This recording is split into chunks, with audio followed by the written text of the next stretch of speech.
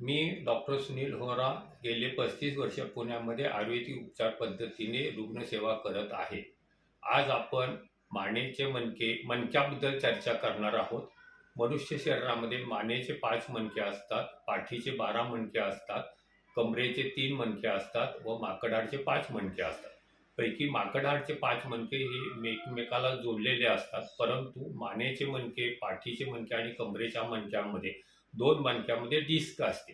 त्या डिस्कमुळे 2 मणक्यामध्ये अंतर राहते व त्यातून नर्व्ह बाहेर पडतात. नर्व्ह ह्या मेंदूकडून आलेल्या असतात, स्पायनल कॉलममधून, आणि त्यामुळे आपण पुढे मागे वाकणं, वळणं, हालचाल करण्याला मदत होते. यासाठी जेव्हा मानेचे मणके किंवा कमरेचे मणके झिजतात त्यावेळेला पेशंटला वेदना सुरू होतात किंवा पुढे मागे होण्यासाठी त्रास होऊ शकतो किंवा डिस्क सरकते. त्यासाठी आयुर्वेदिक उपचार पद्धतीने जर उपचार केले तर ऑपरेशन, पट्टा, ट्रॅक्शन किंवा बेल्टची आवश्यकता पडत नाही. आयुर्वेदिक उपचार योग्य डॉक्टरकडून घेतले की तो फायदा होतो.